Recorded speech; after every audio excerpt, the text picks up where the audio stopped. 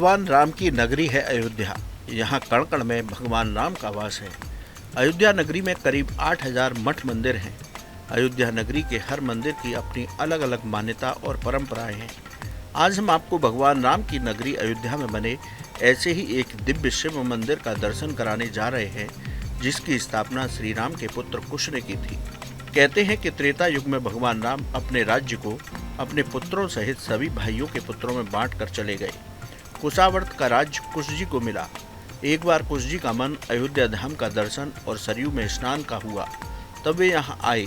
सरयू में स्नान करते हुए उन्हें हाथ का कंगन सरयू में गिर गया, जिसे एक नाग कन्या ने उठा लिया। लेकिन जब वो वापस नहीं कर रही थी तो कुश जी ने नाग वंश को समाप्त करने की प्रतिज्ञा कर ली। तब नागलोक के राजा ने भगवान शिव की शरण ली। भगवान शिव के कहने पर कुश जी ने अपनी प्रतिज्ञा तोड़ी, लेकिन कुश जी ने शिवलिंग रूप में शिव जी के जहाँ विराजमान होने की प्रार्थना महादेव से की। महादेव ने उनकी बात मानी और शिवलिंग रूप में स्थापित हो गए। पूरे 1 माह तक कुश जी ने इस शिवलिंग का पूजन किया। नागवंश की कृपा से इस शिवलिंग की स्थापना हुई, इसलिए इस शिव मंदिर को नागेश्वर नाथ महादेव मंदिर कहा जाता है। इस मंदिर की स्थापना जो है श्री राम जी के जो कनिष्ठ पुत्र थे श्री कुश जी महाराज, उनके समय में हुई थी। एक बार क्या हुआ था, जब श्री रामचंद्र जी अपने लोक को जाने लगे तो उन्होंने अपना राज्य 8 भागों में विभक्त कर दिया। अपने चारों भाइयों के 2-2 पुत्रों में सारा राज्य अपना विभक्त कर दिया। तो कुश जी को जो है कुशावर्त मिला था। तो वहाँ पे अब राज्य करते हुए काफ़ी समय जब उनको बीत गया, उनको एक बार ऐसा लगा कि मतलब उन्होंने सोचा कि अब हमें अयोध्या जा करके वहाँ पे दर्शन पूजन करना चाहिए और जो है श्री सरयू मैया में स्नान करना चाहिए। तो वो जो है अयोध्या आए, सरयू मैया में स्नान किया। सरयू मैया में स्नान करते हुए उनके हाथ का कड़ा जो माता सीता ने उनको दिया था, उनको अति प्रिय था, वो जो है सरयू जी में कहीं गिर गया और जो है उसको नाग कन्या विहार कर रही थी उस समय, जिसका नाम कुमुदनी था। वो नाग कन्या उसको लेकर चली गई। फिर जब कुश जी ने देखा कि मेरे हाथ का कड़ा खो गया है, तो भाई चूँकि उस समय लोग त्रिकालदर्शी होते थे, उन्होंने ध्यान किया तो उनको जो है सारी घटना का ज्ञान हुआ कि मेरा कड़ा गिरा और उसको कुमुद नाग की पुत्री कुमुदनी लेकर के नागलोक चली गई है। तो उनको बड़ा क्रोध हुआ। उन्होंने बाण का संधान किया और कहा कि आज मैं पूरे नागलोक को ही भस्म कर दूंगा, जिससे कि ये लोग आगे किसी की चोरी ना कर सकें दंड स्वरूप। तो अब नागलोक बहुत ही, उनको जब ज्ञान हुआ कि कुश जी ने ऐसा कहा है तो बहुत ही घबरा गए। उन्होंने कहा कि अब हमारी प्राण रक्षा किस तरीके से हो। तो कुमुद नाग जो है वो भगवान भोलेनाथ का अनन्य भक्त था। वो जो है फिर उसने भगवान भोलेनाथ से प्रार्थना की, हे प्रभु किसी तरीके से इस नागलोक की और हमारे प्राणों की रक्षा की जाए। तो भोलेनाथ प्रकट हुए और कुश जी के क्रोध को शांत कराया। कुश जी से कहा इन नागों को अभयदान दे दो, इसने अनजाने में आपका जो है कंगन चुरा लिया है और इसको दंड स्वरूप इसका आप पाणी ग्रहण कर लीजिए। तो कुश जी ने कहा महाराज हम आपकी सारी बातों को जो है सिरोधार्य करेंगे, लेकिन उस स्थिति में जब आप प्रतिदिन हमको यहाँ दर्शन इस स्थान पर दिया करें। तो उस समय से जो है भगवान भोलेनाथ अपने भक्तों को दर्शन दे रहे हैं इस स्थान पे। इस मंदिर के जीर्णोद्धार के बारे में कहा जाता है कि राजा विक्रमादित्य ने इस मंदिर का जीर्णोद्धार कराया।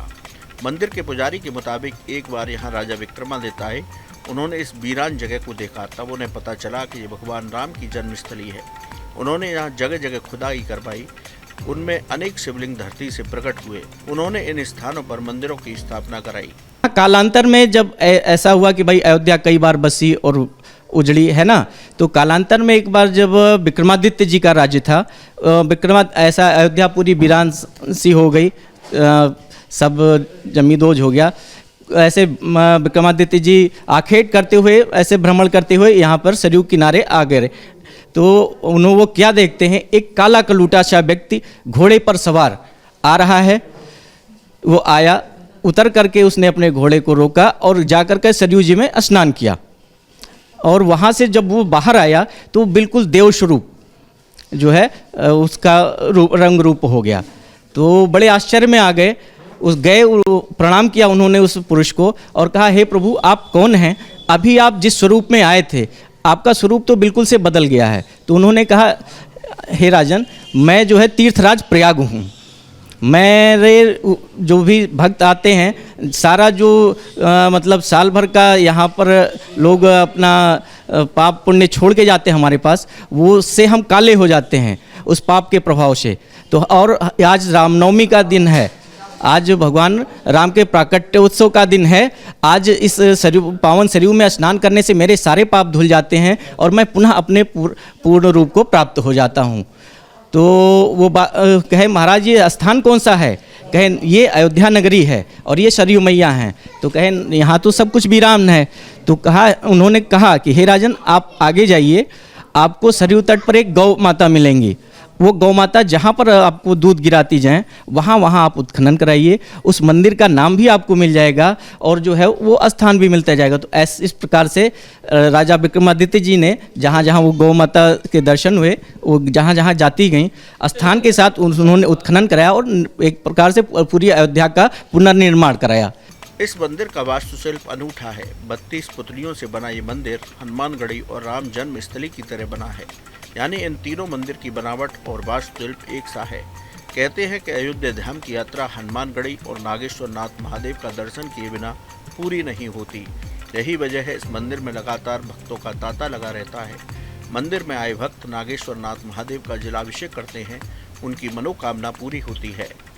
अब इस मंदिर का देखिए आप वास्तुशिल्प बाहर देखेंगी, 32 पुतलियां हैं, खम्भे हैं। ये अयोध्या में सिर्फ 3 मंदिरों का था, श्री नागेश्वर नाथ जी, श्री हनुमानगढ़ी जी और श्री पुराना हमारा जो श्री राम जन्मभूमि का स्थान था।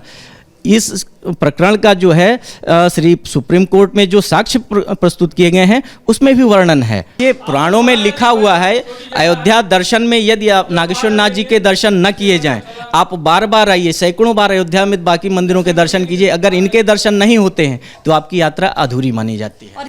अयोध्या की उत्तर दिशा में सरयू जी के तट पर नागेश्वर नाथ महादेव का सिद्ध मंदिर बना है। आप जब भी अयोध्या धाम की यात्रा करें तो इस मंदिर का दर्शन अवश्य करें, वरना आपको अयोध्या धाम की यात्रा का पूरा फल प्राप्त नहीं होगा। कैसी लगी आपको हमारी जानकारी, हमें कमेंट बॉक्स में ज़रूर बताएं। बाकी धर्म कर्म से जुड़ी तमाम जानकारी के लिए सब्सक्राइब कीजिए हमारा डिजिटल चैनल और देखते रहिए न्यूज़ नेशन स्तुति। न्यूज़ नेशन अब व्हाट्सएप पर खबरों के ताज़ा अपडेट के लिए न्यूज़ नेशन के इस QR कोड को स्कैन करें।